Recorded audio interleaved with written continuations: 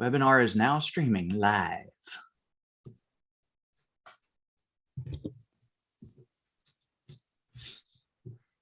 Hey, that's me. We did it. All right. We're Look, back. you're on TV. Hi, Sean. Thank you. Sorry you had to come across the street to fix it. All right. Cool. Okay. Now we're here. We're going. Thank you, everybody, for your patience. These things happen, right? They happen whether or not you want them to or not. So we have 134 watching so far. All right. 151. It's jumping. It's jumping up. Cool. Well, we are glad to have everybody here. So I'm Tyler with Bedford Camera and Video. We have Jeff Leimbach that's going to give us an awesome presentation. We also have John from Canon as well. So John and I are going to watch the chat for some questions. So if you have any questions, please put it in the chat here on YouTube. John and I will get to those as efficiently as we can. We're going to put as many questions at the end as we can. If there is a commonly asked question, we may jump in, or John may jump in and point that out so we can answer that and keep going. So if you have any questions, please put that here on the chat on YouTube. We'd love to answer as many questions as we have coming through. And yeah, so again, we appreciate all of you for being here. And Jeff, take it away, sir. All right, I'll take it away. Yeah, John has free reign to stop me at any time, so he knows that. And I never do. Oh, host disabled screen sharing. So I got yanked from the host spot a minute ago. So we'll get that back. Okay. Make co-host. Yeah. Try that again. All right, there I am, co-host. I see it. Yes, there we go. All right, now give me a second because there's a process I got to go through here. If I don't do it right, my boxes don't line up right, and if my boxes don't line up right, then I get frazzled and I get confused. There we go. All right, how's that looking? John, is looking okay, buddy? Yep, kill your camera and we should be good to go. All right. Oh, kill my camera. I forgot about that. Let me kill my camera. All right, come on. There it is. All right. Camera killed. All right. Here we go. What to shoot when there's nothing to shoot. I am Jeff Leimbach. I'm a Canon product educator for Canon USA. And it's partly my job to bring you classes like this and to help stores like Bedford bring you classes like this and bring you some education. So I, however, am not the most important person on the call today. That would be Mr. John Stoylov. He is actually here as our Q&A extraordinaire. So here's how it's going to work. Because I cannot multitask, it's just a fault of mine. I can't do it. I can't be on 3 screens at one time. I have to focus on what I need to focus on. So for that reason, John's going to be answering questions in that chat line today. So if you have any questions at all, whether that's about camera, gear, could be about photography, anything you want to ask John in the chat line and he will respond right away. Tyler's there also to answer questions in that chat line. If you got a question for Bedford cameras, just type them in there as we go along. And again, we will open this up for questions after the fact, but it's easier to just go ahead and get your questions answered right away.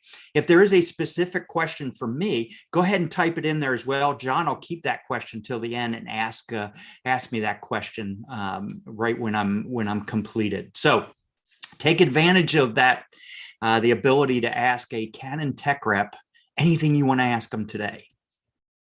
Also, I was, until I cut my feed here, coming to you via the EOS Webcam utility and my EOS R camera. So if you're interested in turning your Canon camera into a webcam, you can do that through the free webcam utility from Canon. That's, again, free for PC and Mac users. And basically, it will turn any Canon camera into a webcam. So that way you get to take advantage of the shallow depth of field, the lens the lenses, all the features that the camera has to make your live feed a little bit better. Also, Canon, this has gotten so popular, Canon created a starter kit that gives you all of the hookup peripherals that you need to hook your camera up, the proper USB cable, the AC adapter for the power. All of those things are in this particular kit, and that's available in stores. Also, got to give a shout out to Bedford Camera for having us, bedfords.com. It is Cyber Monday, so they got a lot of deals going on. So take advantage of those as we're, well, I'll tell you what, do it this way. Watch the class first, then go shop at Bedford's. Don't do it while we're talking. Well, you can if you want. All right, so let's talk about what to shoot when there's nothing to shoot. So some of you will ask if this class has been being recorded. Actually, Canon does not allow. We are recording it for a very specific reason, but Canon does not allow these classes to be recorded. Also, this is part of a larger class on Kelby One. It's kelby1.com, and because of that, I cannot record it as well. But that whole class is available on kelby1.com. In fact, two parts of it. So part 1, part 2. So let's talk today about forced motivation. Basically, why did I write this class to begin with?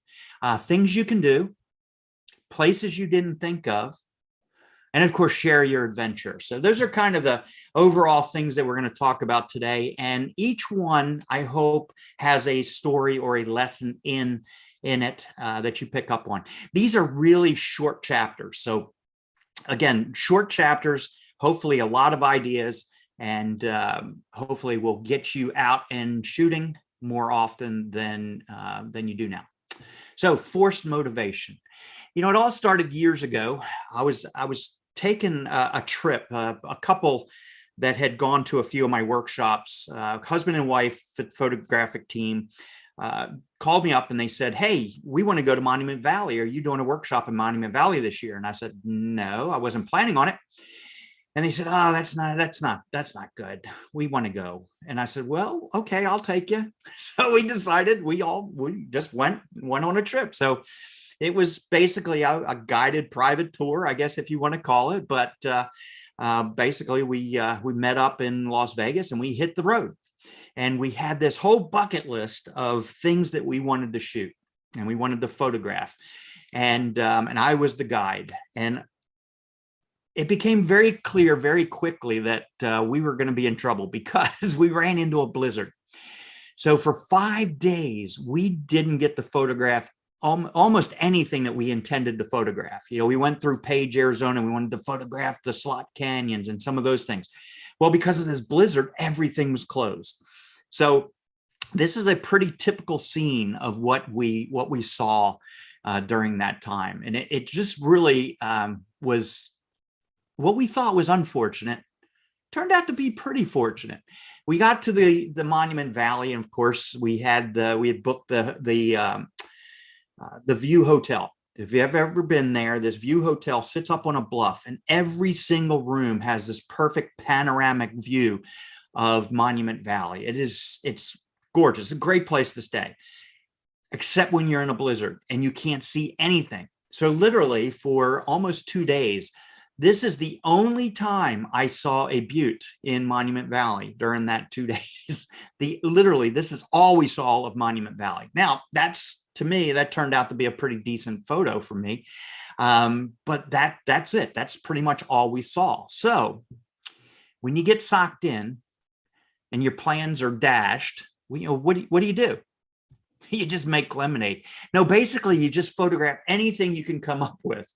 So we photographed our food while we're sitting down. We had our cameras weren't idle. That's for sure. We kept them moving. I called them up on the phone and I said, "Hey, grab your cameras. We're going to go gift shop shooting." And they said, "We're going to do what?" And I said, "Gift shop shooting. That's what we're going to go do." So we did. We went down to the gift shop, and the gift shop was empty. There was 3 employees in there, and they were reading magazines, and they were bored, and you could tell because nobody was at Monument Valley, because nobody in their right mind would be in Monument Valley during a blizzard, but we were. Because you make these plans, you can't just change them on a whim. You have to go with them. So here we are. We walk into the gift shop and he said, hey, do you mind if we come in and take some photos? And they said, well, what do you mean? I said, well, we just want to take some shots and see what we can come up with. See if we can make some images out of nothing. So we started to photograph pots, and we ended up with some images of pots. And we started with, we ended up shooting some jewelry and all kinds of things. And the people that were working there got really into it because they didn't have anything else to do. They were pulling stuff out of cases for us, moving things around, rearranging things. And they actually got into it and were loving some of the shots and things that we were getting.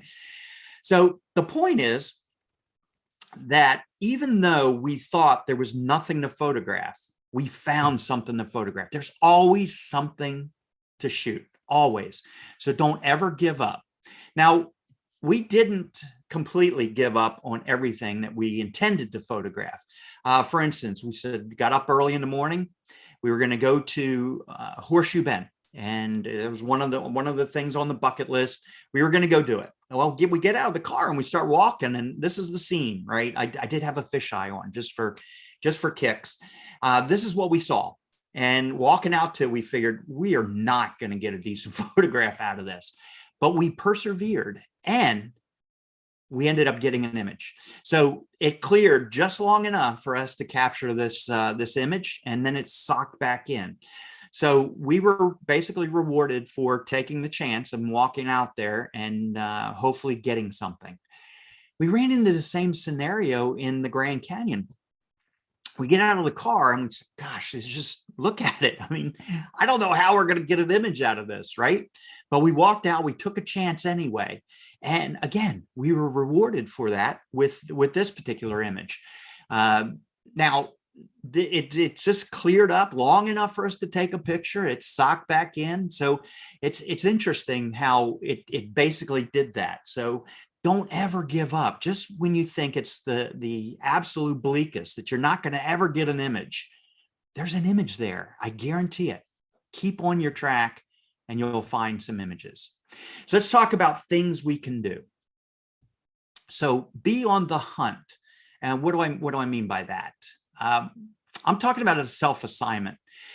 So I have a couple long-term self-assignments, those things that I've been doing for years and I will keep doing forever. And I name them as well. So this one happens to be called By the Numbers. So again, these are going to be little chapters, just a little chapter talking about self-assignment, because I have a whole class on self-assignment. So I don't want to get into it too much, but there's a good lesson here with the self-assignments. I started years ago, was walking around Boston with a buddy of mine, and we had our cameras and we were just photographing anything we could come up with.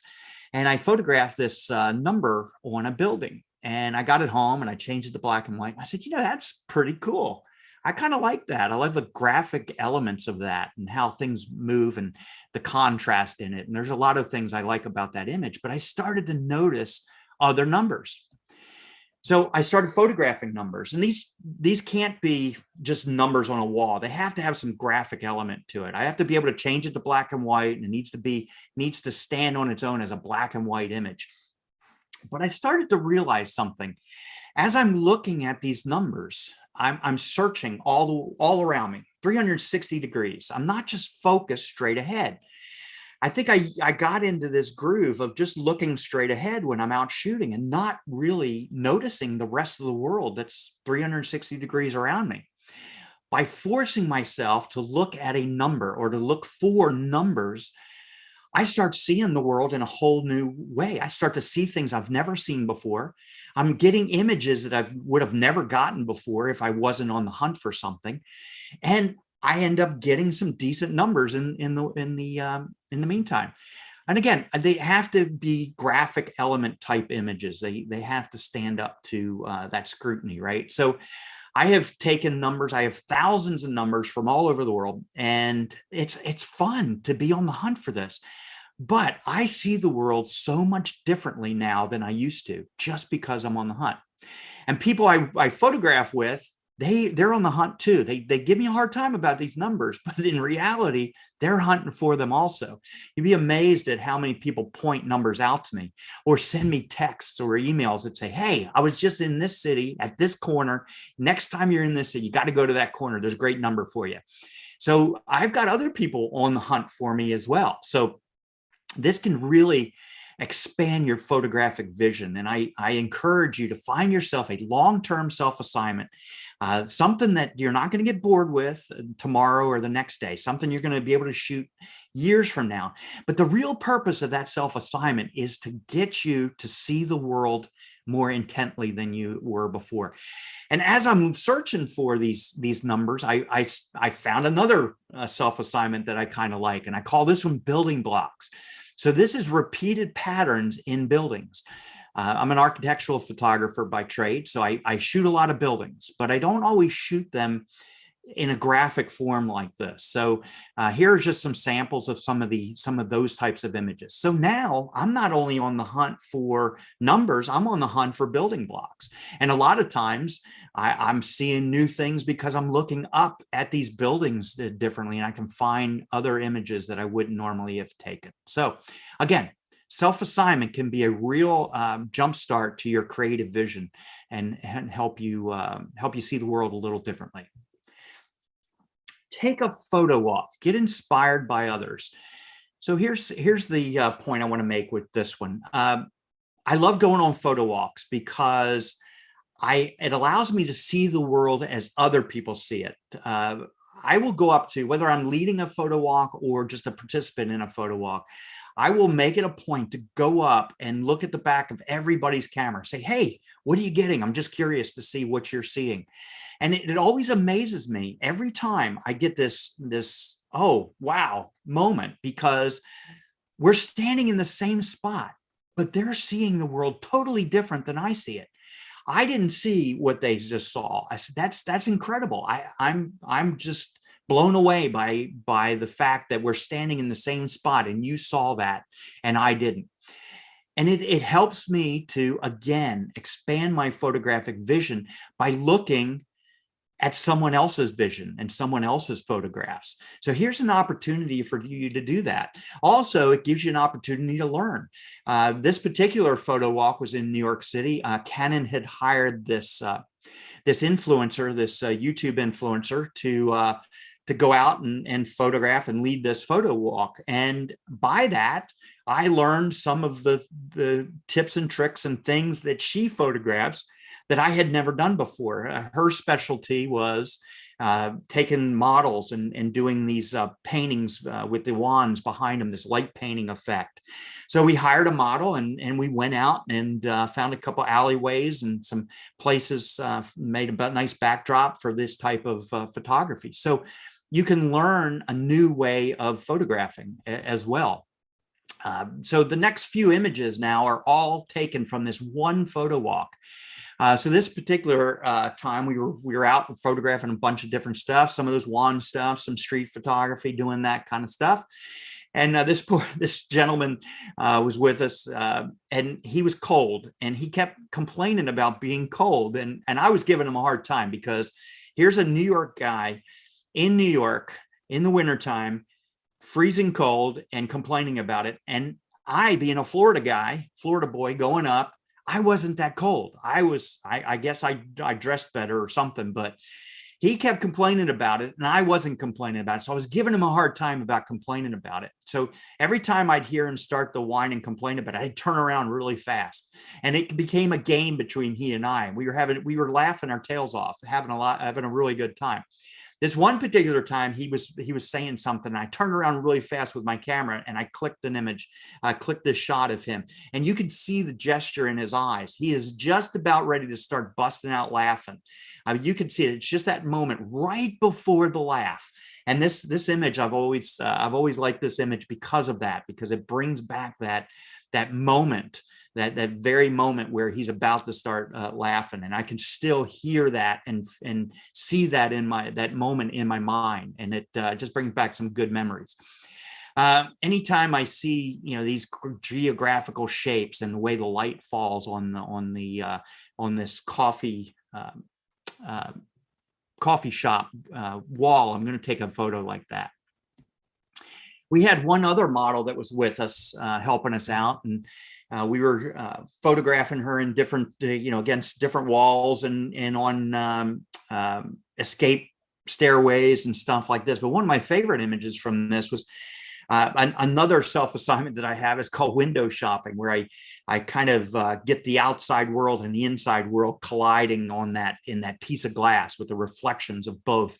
And this time everybody was photographing her from outside, and I said, hey, would you mind just turning around and looking in the window? So I ran inside the shop and photographed it out. So it really does look like she's window shopping for those coats that were behind me, and then her on the other side of the window. So just think a little differently sometimes. Sometimes the most obvious images can be flipped upside down or backwards, actually. And don't just take an image and walk away from it. Work the scene a little bit and see if you can't come up with something a little different. Shoot on spec. So give them a little taste. So this came, again, I'm an architectural photographer. I was driving on I-4. If you've ever been to Florida, you know the I-4 corridor. So I came across this building, and it's a beautiful building any time of the day. But this particular moment, the afternoon sun was hitting the building. I said, I got to go photograph that building. It's just beautiful. So ran into the park, drove in off the highway, got into their parking lot, brought my tripod out, set it up. And this security guard came out and he said, can I help you? And I said, yeah, I was actually tasked to photograph your building. And I right now, with this sun hitting it like this, I think it's absolutely stunning. And he turned around, he looked at it, and he said, oh yeah, I've never walked out here and looked at it. You're right, it is beautiful. Go about your business. I handed him my business card, and he walked away and said, if you need anything, just give me a holler. I'm right inside the door. So he walked in, and of course, I didn't tell him that I tasked myself to photograph the building, just a little white lie. But I was respectful. I handed him my business card. I was very professional about being there. And if he had asked me to leave, I would have. But I really wanted this photograph. So I took this photograph home, and I cleaned it up as I normally would do. I removed some cars. There was an ambulance over here, some people walking here. There was a couple cars up here, some signs. I removed them all. I cleaned it up completely. And I emailed that to an address that I found online, and it was an obscure address. It was something like marketing at info Nemours or whatever it was. It was not a specific person, but I said to who it may concern, that kind of thing. And I said, I photographed your building last night, and I wanted to share that building with you. Please feel free to use it if you have any need for it. But it is my calling card. If you're ever in need of a professional photographer in the area, please give me a call. Well, the next morning, within a half hour of sending that, I got a call from a gentleman who says he's the marketing director here in Orlando, and said, I love that image. You sure we can use it? I said, absolutely. I sent him a waiver to allow him to use the image. And he said, our home office in Delaware has a few things they want to use this for, but they're also working on the monthly magazine. Would you be interested in going out and photographing a family that we're highlighting in the magazine? And I said, sure. I said, I'm not an editorial photographer, but hey, I can go do that. I didn't tell him I was an editorial photographer, but hey, I can give it a go. And they sent me out to photograph this young man and his family, and I had a great time. Spent a whole afternoon with them, photographing them. Did a bunch of editorial photography stuff, right? Sent those images in, and they used it in the article. And that was my first paid job that I had gotten 30 minutes after sending them an image that I didn't charge them for. Over the years, they've asked me to photograph a lot of different things for them for different purposes, for ads or any kind of collateral material that they need. They hire me to take the photographs. So I've done dozens of jobs for Nemours Children's Hospital over the years. But they also asked me to do some event work for them. I'm not an event photographer, but I can go out and photograph some events for them. And because I was photographing some events for them, the other organizations that work with them started to hire me for events like Ronald McDonald House and Sanford and Burnham and a bunch of other companies or charities that that work with them started to use me as their event photographer. So I started doing some event photography. At one of these events, a young lady walked up to me and said, "Are you the gentleman who photographed the that Nemours Children's Hospital in the afternoon?" And I said, "I am." She says, "I've been wanting to. I found out who photographed that, and they told me you'd be here tonight. And I don't work for the hospital. I work for an architectural firm, and but I do charity work for the hospital." So she says, I'm a principal in an architectural firm. Would you consider coming and doing some work for us?" And I said, "Sure, I'd love to do that." I've done hundreds of jobs for them now, and it all stemmed from this one image that I took, and I gave it away. I gave it away as a sample, basically, to say, here's my work, here's what I can do. Maybe you can utilize that work. I even charted it. It got to the point where I realized to myself, man, I'm getting so much work from this. I'm wondering, I just want to see how it all came together. So I built this chart, and it's called the lifeline of a donated image. And I stopped doing it. This was as of January 1st, 2016. So almost 8 years ago. I stopped charting it, and I was just amazed at where this is led by word of mouth. Again, that one donated image. So once in a while, it's okay to give your work away. Now, I'm not suggesting that you give all of your work away or that you devalue yourself. You should never devalue yourself. We tend to do that as artists and photographers. We don't realize what our talent and our work and our all that is worth. And sometimes it bites us. That's not what I'm suggesting here at all. You should get paid for your work, and you should get paid what you're worth. But once in a while, you've got to invest in your business. You got to invest in what you're trying to do. So this is a great way to start a genre of photography, start a career in photography, or start down the path to a certain type of photography.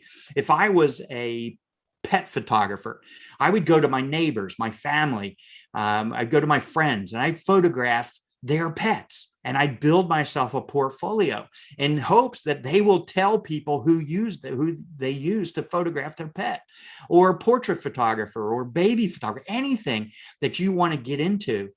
Maybe once in a while, especially when you're getting started, you need to put a sample of how you work and what you can do out there.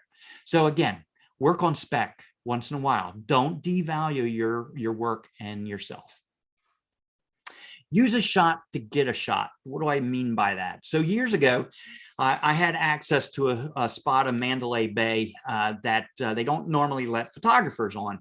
I was able to take my tripod up there and photograph this particular building. We were there at Photoshop World, and we had been working with several of the people that can get you to places like this. And I just talked my way into getting up there one time and got in there and got this photograph. So this was great. And I shared this photograph with all of them. I actually made prints of this to give to everyone involved in getting me permission to go up there. And they appreciated that. They could all frame them, put them in their office. Actually, MGM used this for a while in some of their promotional work. And basically, I let them do that for the ability to have this shot.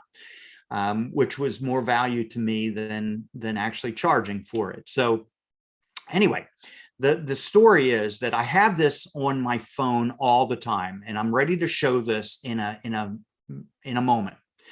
So the moment came several years later. I was in Atlanta, Georgia, doing a workshop for Canon, and we had been working with the hotel in securing a room and having our workshop there and everything. But I went up to the manager and I said, your hotel, I think, would have a perfect view of downtown Atlanta, but there's no windows on that side of the building.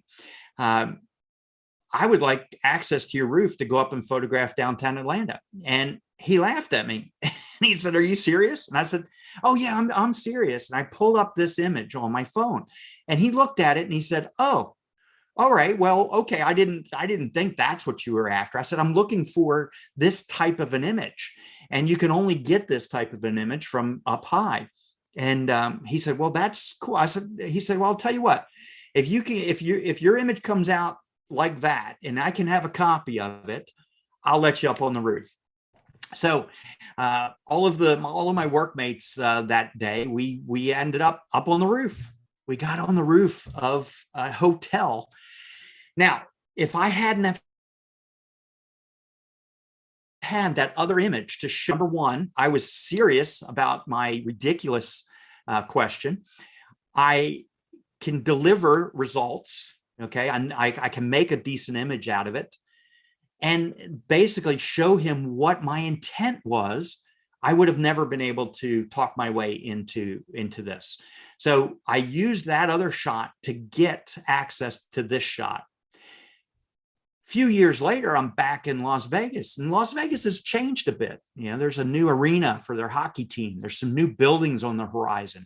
I wanted to redo that image. And so I went to the same people and I said, "Hey, I'd love to redo that image. Do you think it's possible to get back to that spot and photograph and get an updated photograph?" And he said, "Yeah, I don't think that's going to be possible because of a certain incident that had happened there a couple months prior to us being there." I'm not going to go into that, but he said security is really tight around here, and I don't think it's going to be possible. He went away, and we left it at that. We came back to me a little while later, and he said, "Hey, they said, yeah, as long as we can use the image again, they'll let us up there." So I grabbed John. John was part of this this group we took up, and we ended up redoing this image. You can see the new arena out here and a few new buildings on the horizon. But again, if I hadn't have originally shot that other building, and again, I'm talking to the same people, but still, they already knew that I could deliver what I was capable of delivering. And they said, "You got a half hour. So whatever half hour, pick your time wisely, because that's all you're going to get there." I said, "That's fine. It's all we need, a half hour." And we're there. Got the image. So again, use an image to get an image. I have a further example of that later in the presentation. Shoot details. So there's this whole world to explore in the details of life. We tend to see the world as this big grand vista, right? We see the big picture of things. And a lot of times we're missing images and shots that are pretty interesting because they're small and they're details. We don't look closely enough. We miss the tree for the forest. So I don't want you to miss the tree for the forest. I don't miss the forest for the trees either, but I don't want you to miss the tree for the forest. So look at the little details in life. This is an old antique violin, and that's all I need to show you. That violin. This was in an antique store. If I showed you any more, you would see all the junk that's stacked up on it, the price tag that's hanging off of it, the dusty other antiques that are around it, and it would make it more busy. I don't need to show any more of that. This is in Jekyll Island. This was an old building that had no roof, no floor, no doors, windows. It was just a square structure. And as a whole, it just didn't look good. I could not get an image of it. No matter what angle I shot, it was just plain and it wasn't very interesting. So I decided to start looking into details and start looking inside, right? And here I found a window in a window. That was the most interesting image I took of that building because nothing else was working. It turned out that the detail was a better image than the hole itself. In Yosemite, this particular leaf on a crisp, cold winter morning had these crystals around it. And I love the shape of that particular leaf. Yes, there were other leaves on the branches and other leaves on trees behind it. I wanted to isolate all of that. So I put a telephoto lens on and I zoomed in on just this one leaf and I simplified the composition. So there's no other distractions in that whole image. You look at that leaf and that is the main focus. Again, if I went with a wider lens and widened it up, it would make the image busier and busier as I went along.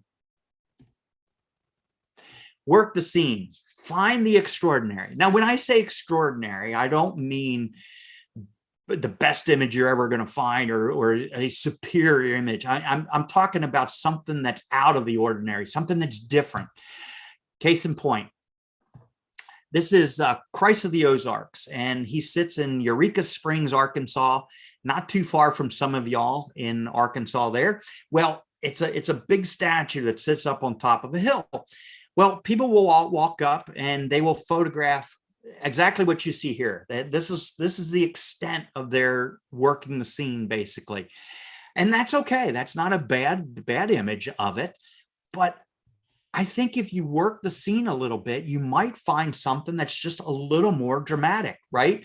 Different angles make the image more dramatic. Find some leading lines that might help.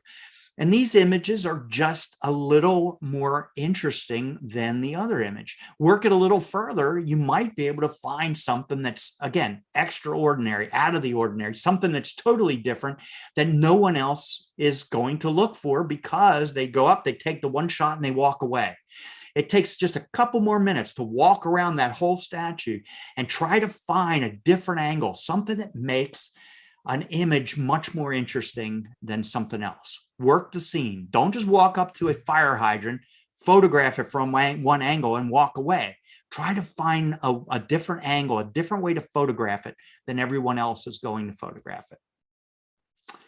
Shoot it. Don't be afraid of the dark. So when I say don't be afraid of the dark, we used to be afraid of the dark with, especially with film and the early digital cameras, because our cameras didn't perform very well in low light situations. They just didn't, they just weren't very good. Well, these days, we don't have to worry much about that. Take advantage of the night. Take advantage of what our cameras can do now in capturing the night, because the night is so much different than the daytime. The whole world lights up. It becomes more alive. It becomes more saturated and more vibrant, and everything is different at night. This is Niagara Falls at night. This is Miami Beach at night. So Miami Beach is great to photograph any time of the day, but at night it's spectacular. Everything lights up, everything's different, everything's beautiful and colorful and so much more vibrant than it is during the day. So take advantage of that. Even dull structures like this bridge is pretty dull and lame in the daytime. I'll be honest with you. It's not something you'd want to go photograph in the daytime. But at night, when they shine these colored lights on the bottom of it, things change. Things become different and much more photographable. Is that a word? I don't know. Photographable. We're going to call it a word. John, type that into the chat line. Photographable. So here's an image of Las Vegas. So this can be construed a couple different ways. So we're getting ready for the nightlife and the action and the movement of the nightlife happening here, or it could be somebody coming home drunk, right? Somebody coming home after partying, and that's how they photograph after the fact. It's actually the first one. I'm not a drinker, so I don't go out drinking, but I do like motion in my images. Things happen differently at night. People lose their inhibition a little bit at night. I'm amazed at how many people will walk up to me and talk to me at night when I'm photographing. So much more so than the daytime. In fact, here in Eureka Springs, this young couple, they were on a date and they were walking. They said, "What are you doing?" And I said, "I'm just out taking some pictures." And they said, and I started to show them some of the pictures, and they said, "These are pretty cool. I kind of like these. Hey, would you take some pictures of us?" And I said, "Sure. You want to have some fun?" And he said, "Yeah." So we walked around and they staged themselves and posed in different spots and different positions. We walked around a couple different blocks and we had a great time. In fact, another couple walked up to it and says, "Hey, what are y'all doing?" So we're just having fun taking pictures. And they said, "Do you mind if we join in?" I said, "No, we don't mind at all." She said she was an entertainer in Branson. They were just down for a couple days. And she said if she could get some images that she could use for her business, that would be great. So we photographed them. So we had a great time. But I don't think these people would have walked up to me if it was in the middle of the day. So again, shoot at night. people, again, they lose their inhibition at night. So have fun with it. Reflections. To double the fun. I love reflections. It doesn't matter if it's a reflection of a landscape, which you can get with just simple puddles. You know, it's interesting. I still show this image, but you know, these days we have these flip out screens, these vari-angle screens that make it real easy. We don't have to get on our bellies to capture these anymore. You see Dave Black here. He's way down looking through the viewfinder, quite uncomfortable. But you take advantage of some of that newer technology that we have to get these reflections. So this is the bean in Chicago. I love the gesture of this, the amazement and the wonder in this gentleman here. He's looking up there like just in amazement. We photographed this out with friends at different times at the bean. My buddy Bert Monroy from Berkeley, California. We were doing a seminar in Chicago and went out and goofed around a little bit with the bean. One of my seminar workmates here, Jackie, different time of the year, obviously. It's not wintertime there, but find reflections anywhere. They're here in store windows. This is a little cafeteria type place, a little ice cream shop. And this is, you know, you can't tell whether it's inside, outside, where it's shot from, but it's just a bunch of reflections. I love the complexity in that. Anytime there's a body of water, you should be able to find some reflections. Old buildings and new buildings. I love that contrast between the old and the new. So I'm going to photograph that. Even hoods and windshields of cars, you can find these. Look everywhere. Chrome, any type of glass, reflections are everywhere. See if you can find an interesting image in the reflections of life. Shoot at an angle. So bring it to life. Here's an image I shot in Little Havana in Miami, and this band was playing, and this gentleman was playing his bugle here, and it's an okay image. I don't mind it so much, but it's a little flat, right? And I'm thinking, what's wrong with this image? It just doesn't have any life to it. Tilt that image just a little bit. Now it seems like he's belting it out, right? So much more dynamic and more life in it by simply turning it. He's not playing any harder than he was here. It's just that we photograph it a little differently. It sets your mind in a different tone, right? To make it seem like it's got more drama to it. So we went from a flat image to a dynamic image just by simply tilting the camera a little bit.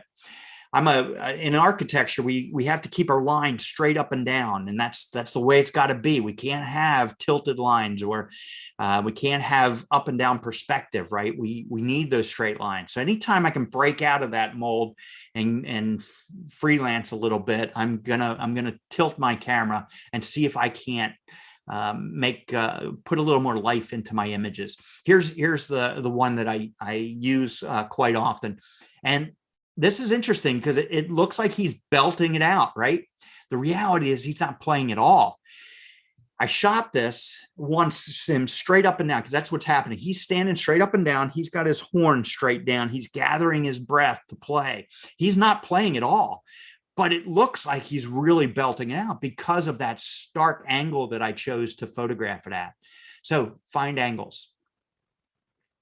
Twist, drag, and zoom. It's fun, creative, and addictive. It is addictive. I promise you. If you start this, you'll do it, and you'll have so much fun with it. You'll keep doing it. So here's what I mean by it. So twisting the camera while you're photographing, dragging the camera, or zooming the camera. So this is all the same subject. This is a tie rack in an antique store. So basically I just twisted the camera, or I dragged the camera, or I zoomed the camera. I started doing this years ago. I was in a hotel, and there was an arrangement of flowers in the lobby. And I walked by, pulled my pocket camera out, my little G9, and I just snapped a shot of it because I thought it looked beautiful. And it was this image right here. And I looked at it and I said, oh gosh, that's not at all what I anticipated getting. And I realized that I didn't set my camera back from the last thing that I photographed. And this was a mistake. This is a pleasant mistake, but that's what it was. And I looked at that and I said, you know what? That's not what I intended, but that's not half bad. I kind of like that. And I noticed in that particular hotel that was better than any image I've seen hanging on the wall in this hotel or anything in my room in the hotel. I've seen much worse hotel art hanging up than this particular image. So I started kind of using that. I started finding things to photograph in that way, like this stained glass or these record albums. They're stacked on a shelf and I just drag the camera through as I'm exposing it.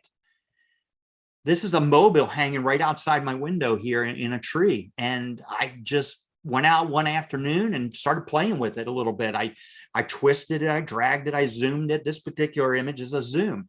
Now, it doesn't mean I just walked out there and did it and knew what I was going to get. I had no idea. That's the beauty of this. It's all random.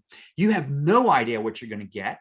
There's no way of being overly creative with this because everything's random. There's no planning. And you're not going to get the perfect image up front. It's going to take you 6, 7, 8, 9, 10 shots maybe to get something that looks halfway decent that you can actually say, hey, that's not bad. But work with it, play with it, see if you can't have some fun with it. Even some of the saddest subjects look pretty good if you do it this way. This is a plastic flower in an antique store. And in fact, you can still see the little cobweb hanging down. It's dusty, it's dirty, it's nasty, it's scratched up. It's pretty bad. Give a little zoom to it while you're photographing it, and that hides all of that and ends up looking like a pretty decent image. Always shoot as a graphic designer. I'm always looking for ways to insert text, right? A header here, text here. Yeah, it'll never be a 2-page spread, but it could be. Places you didn't think of. So let's talk about some of those places that you go to all the time or a lot, and you didn't think about photographing there. Gift shop shooting. Remember we talked about that? Gift yourself. You never know what you're going to find in a gift shop. So here's some ceramic flowers I thought made a pretty nice little composition. How about some candles with the sun coming in? That's just a little study on light and color. How about a slinky?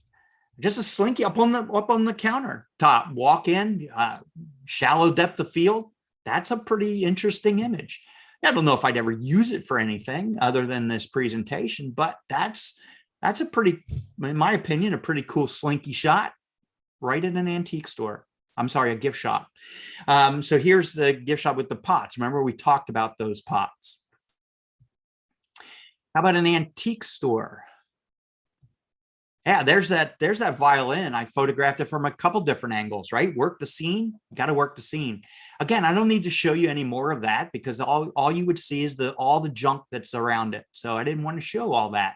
I wanted a simple little story told right there of an old violin. Now I'm using natural light here. I'm not taking any kind of flash or gear into this, into any of the antique stores, and I'm not touching anything either. So that's another reason to photograph these details because I don't want to move things around. I don't want to put my hands on anything.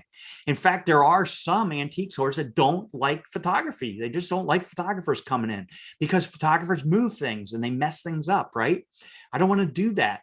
In fact, sometimes I'll use an image to get an image.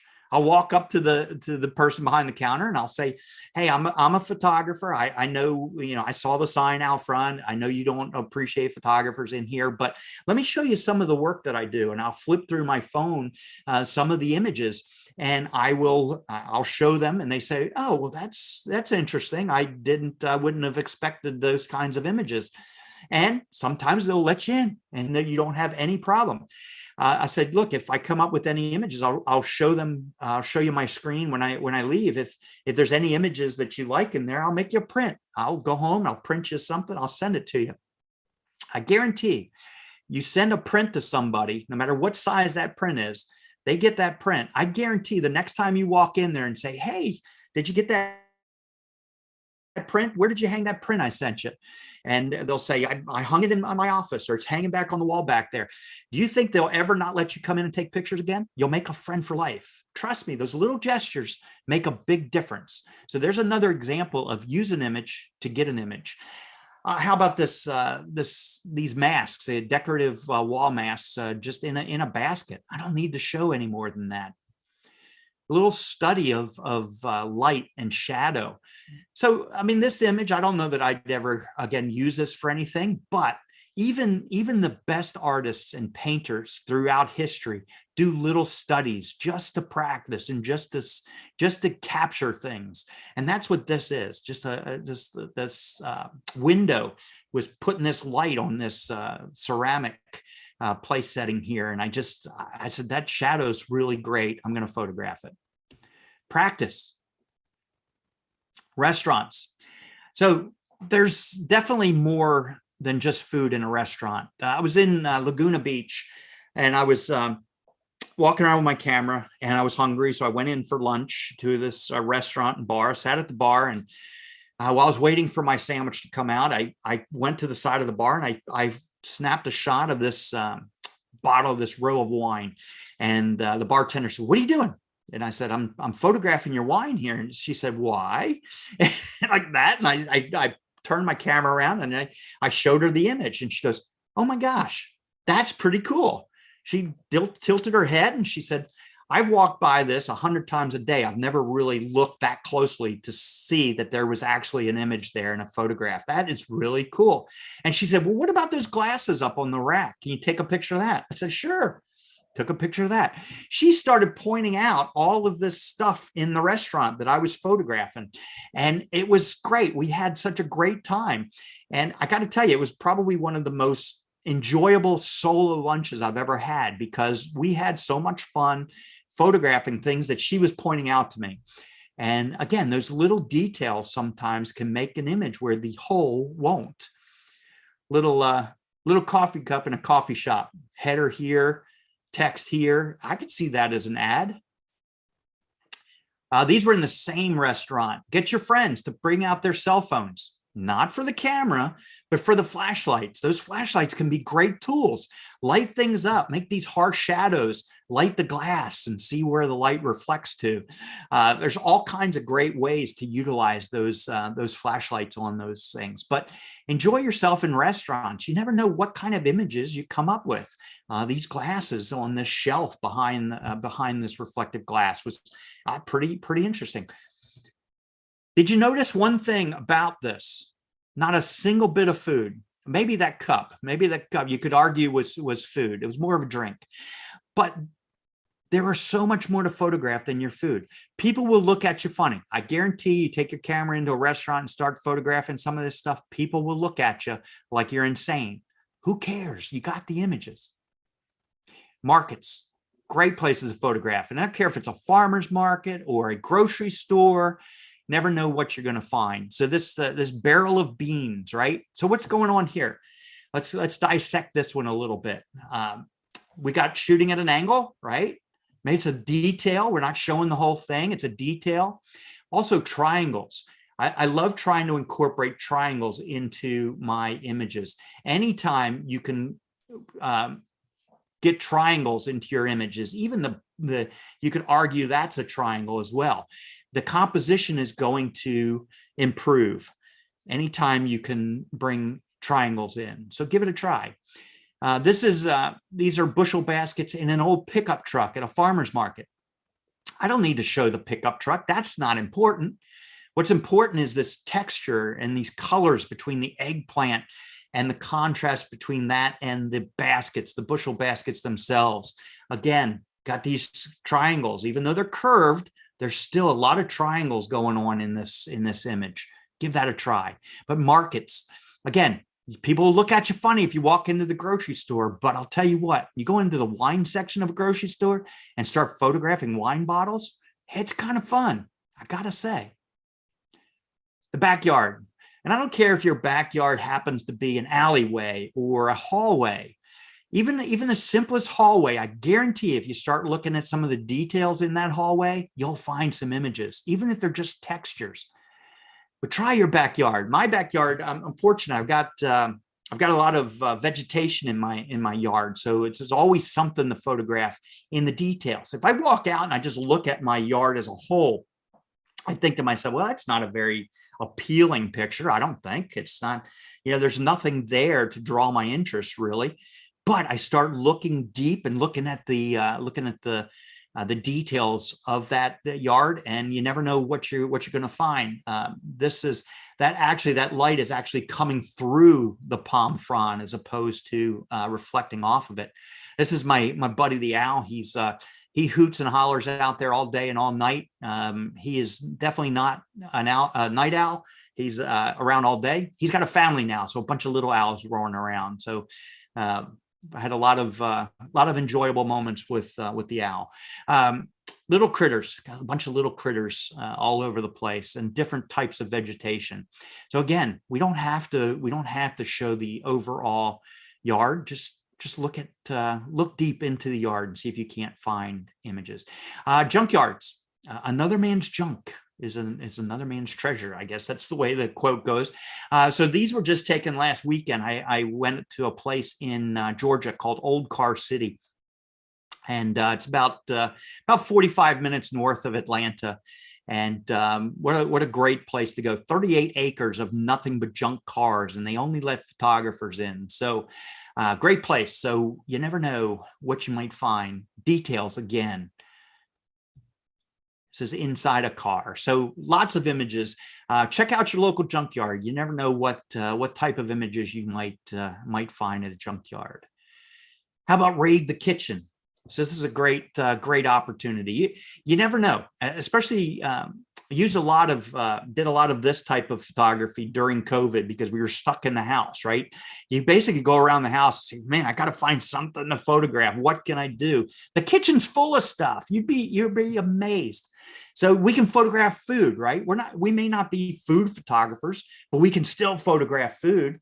Here's a great opportunity for you to bring things into the house that you shouldn't bring into the house, like chocolate chip cookies, right? If I brought chocolate chip cookies home, my wife would say, you shouldn't be eating those. Why? I said, because I've got to photograph them. I've been tasked to photograph the cookies. I got to make a photograph. Now, I tasked myself to photograph those cookies, but hey, once the cookies are photographed, and I'm just practicing. I'm not a food photographer. These aren't for any specific reason other than practicing and using my camera. But once they're done, we can't let these cookies go to waste. You got to eat them, right? I'm not going to waste these cookies. And John will give me a hard time. John knew a day when I was addicted to Mountain Dew. I call it nectar of the gods, and it's good stuff. But it's not good stuff. It's really bad for you. So I had these in the cabinet, and I figured I'd go ahead and photograph them once just to goof off. I put them on my kitchen table, which was glass, shine a bright light underneath them to get this high pass type of a image, and got that. And no, I did not drink it, John. My son drank it, but I didn't. How about these bowls? So these bowls have been sitting in our cabinet. We got these when we first got married, my wife and I, 28 years ago, and they've been sitting there all this time. And I keep looking at them. And I'm thinking, you know what? Those bowls are pretty cool. I'm bored. I'm going to photograph those bowls. I took them out, started playing with the light and moving light around and seeing how light works on these and what kind of images I could get. And again, I don't know what I'd use this image for, but I could see this as a stock image or on the wall of a smoothie place or something like that, real big, right? We hope. Try an event. Events are full of images. So it might be a balloon festival. It might be an air show. Or this particular image was at a pop-up event that Canon did. They created a bunch of different sets and put it up. So you never know where images can come from. So go to an event with your camera and see what you can come up with. How about sports? We think about sports and the first thing that comes to mind is baseball, football, maybe soccer or football, depending on where you are. Those are great sports to photograph, but there are so many other sports out there There's auto racing. There's surfing. I was fortunate enough to go to Alaska, Anchorage, during the Iditarod opening event. So I photographed that. I got some images from that. Horse racing. I found out a couple years ago, horse racing is really cool to photograph. And a lot of tracks around the country, you can actually park in the parking lot, walk up to the fence line, and actually stand around the fence without having to pay to go in. You only pay if you're going to go into the bleachers and where you bet. But there's a whole other area of the track that you can just walk around. The garages, or the not garages. Yeah, these aren't cars. The stables are a great place to walk around and get some interesting photographs. Climbers. I'm amazed over the years at how many places I go on hikes and I find climbers. And they're cool to photograph. I enjoy photographing them. So find a sport that's a little different. It's out of the ordinary, right? It's out of the norm, something that you enjoy doing, and go photograph that sport. Share your adventure. So don't hog your images. Don't keep them to yourself.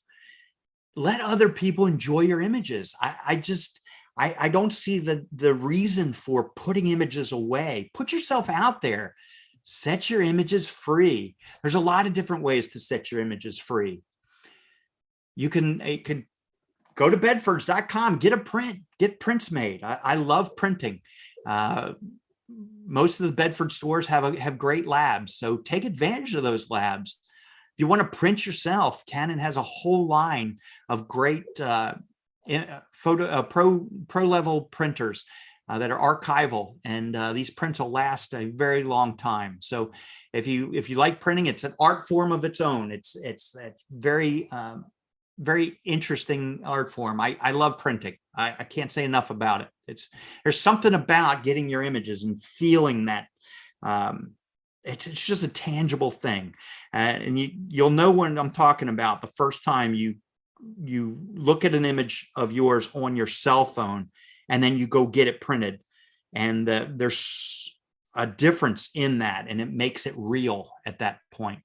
Share your images, print them and share them. I often will make a bunch of prints and roll them up and send them to people, send them to friends as gifts or whatever.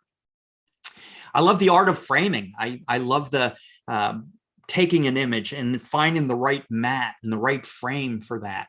My whole house is full of images, some my own, some other people's.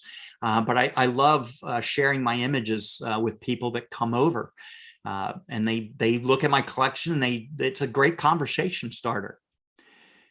Recently, I've been experimenting with building my own frames. That's been kind of fun too. I'm not a woodworker, or by no sort way, shape, or form, but I love making frames for some reason. So I've been starting to do that. So that's kind of something interesting. Book it. These books are really easy to make these days.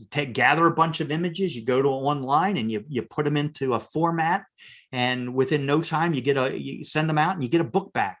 They're not very expensive anymore, but they're really great to have that book sitting around on your coffee table. When people come over to the house, you can share your images with them. Post them on social media. It's a great way to not only share your work, but to let other people see that work, and you look at other people's images. I find out how people photograph and where people photograph. I get a lot of information from social media, and it's because people have taken the chance and put themselves and their work out there for other people to enjoy and to learn from. Make a slideshow out of it. I grew up looking at slideshows of images.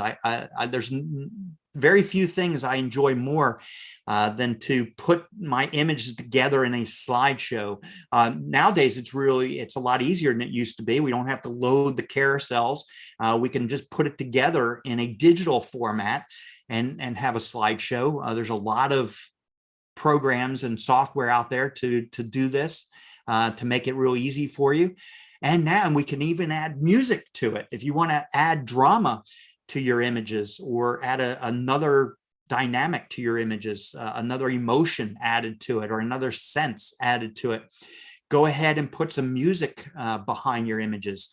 That will make your images come alive. You know, there's a reason why Hollywood puts music in the background of movies and TV shows, because it adds that drama and that other emotion to your images, and it brings those images alive.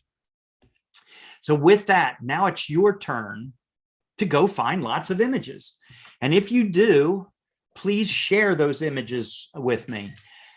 Share them with me on Instagram. It's JL Photographic. I love when people share those images with me. When I see or I get a message from somebody that says, hey, I took your class and I tried that twist, drag, and zoom. I love that. One day, not too long ago, I noticed a post of a gentleman who was showing those images coming off a printer, and they were images that looked like twist, drag, and zoom. So I messengered him, and I asked, hey, these look like twist, drag, and zoom. And he texted back and he said, they are twist, drag, and zoom. I got that idea from your class. He said, I'm actually selling these. I'm printing them out and selling them. People are buying them. And I said, that's fantastic. How cool is that? So I'm always looking at his stuff now to see where he's taking this twist, drag, and zoom, and he's making a little business out of it. And I think that's cool as all get out. So if you're so inclined, share those opportunities with me, and just let me know what you're doing. I would love to keep up with your work that way. With that, I'm going to stop sharing my screen, and I'm going to go right to Mr. John. I'm going to turn my camera back on.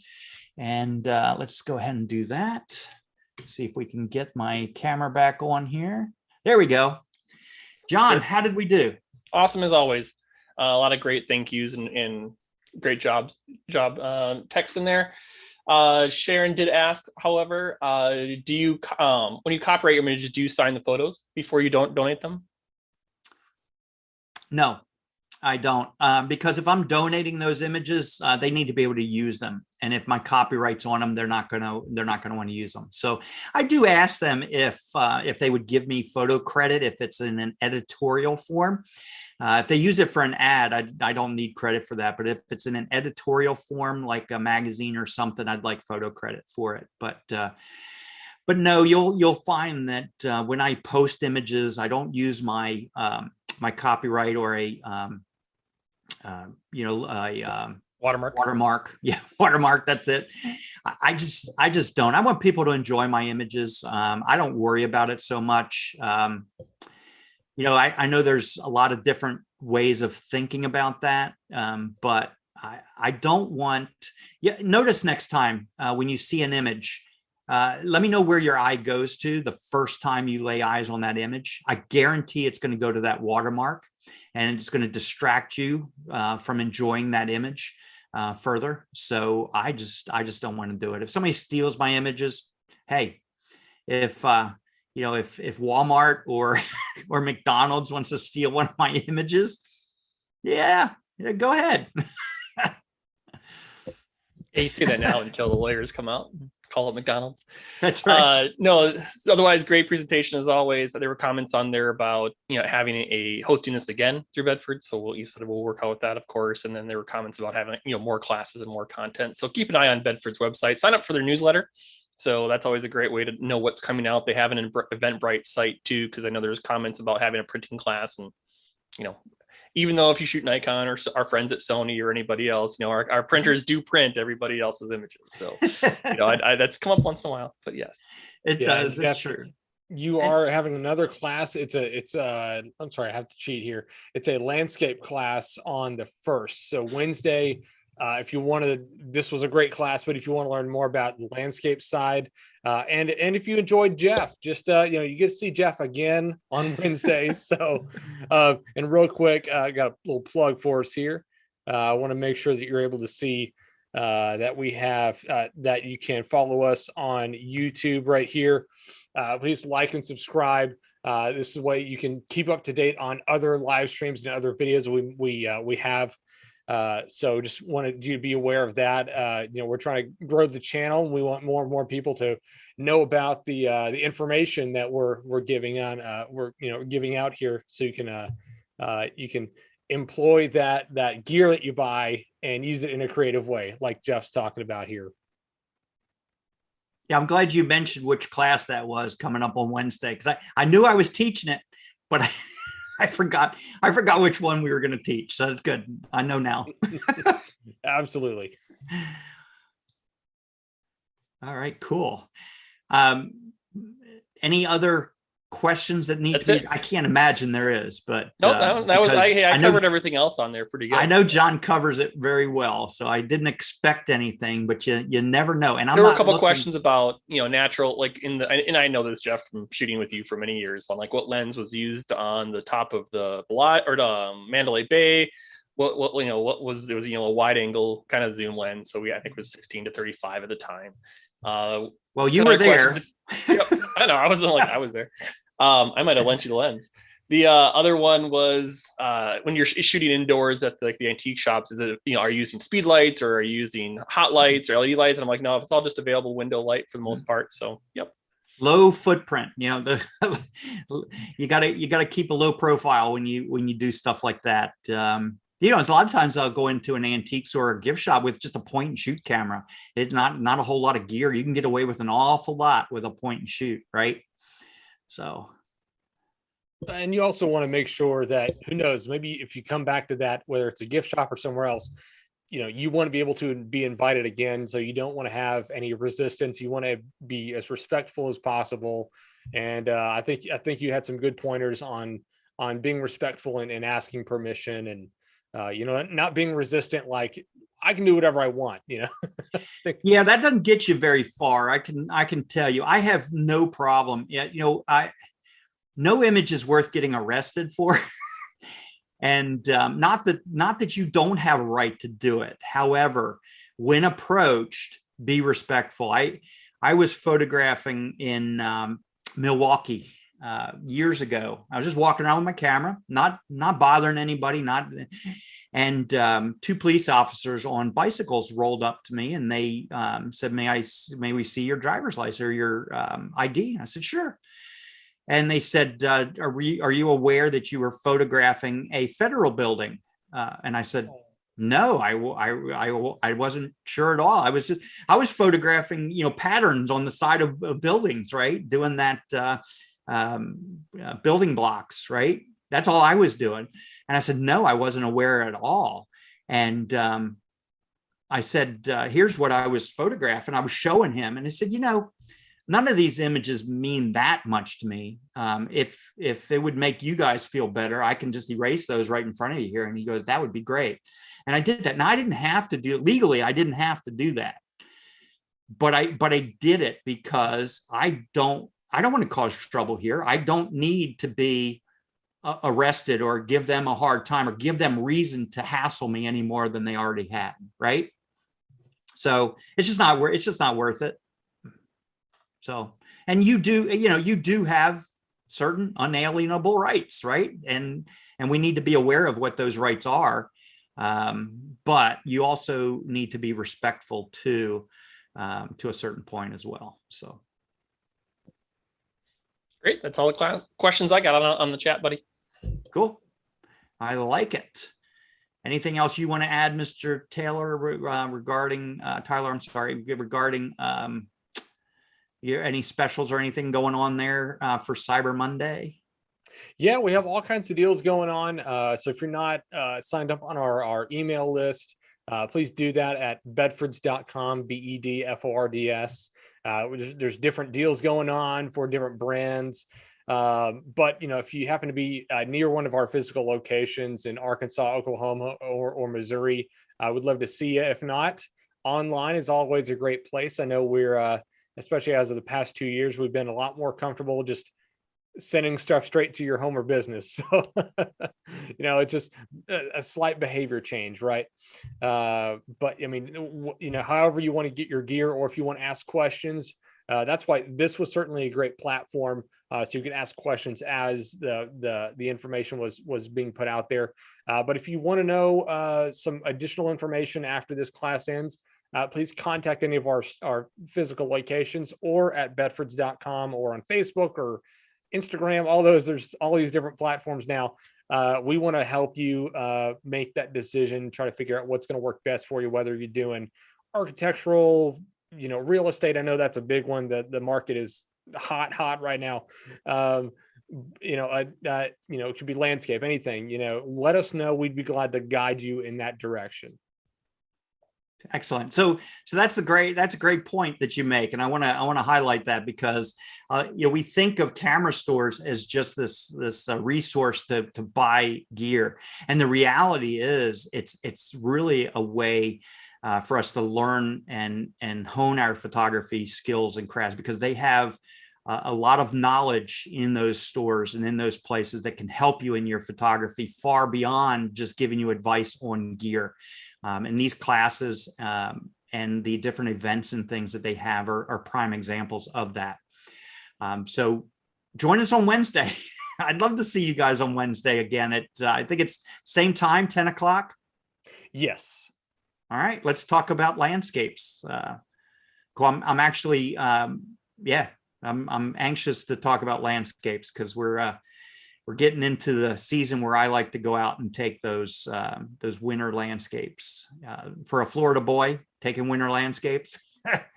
You get to see some seasons, right? I do. I've seen snow already this year, so okay. I have. In Florida or away? No, from Florida? Not in Florida. Not yet. Well, I'll tell you, I've seen snow in Florida 4 times in my lifetime, so that it has happened. But no, I was in Indianapolis a couple weekends ago and it snowed. So, yep.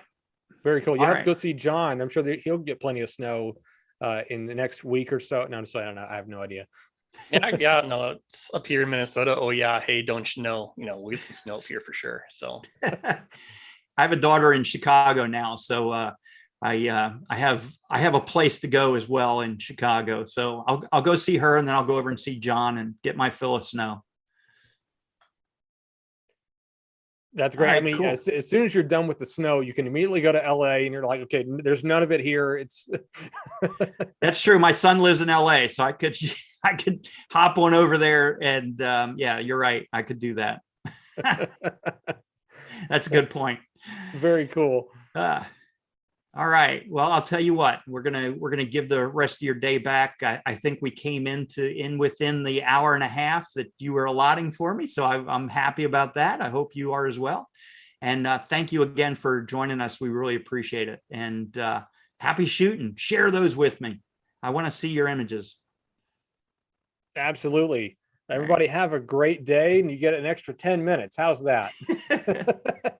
Y'all take care. Bye-bye. Bye, everybody.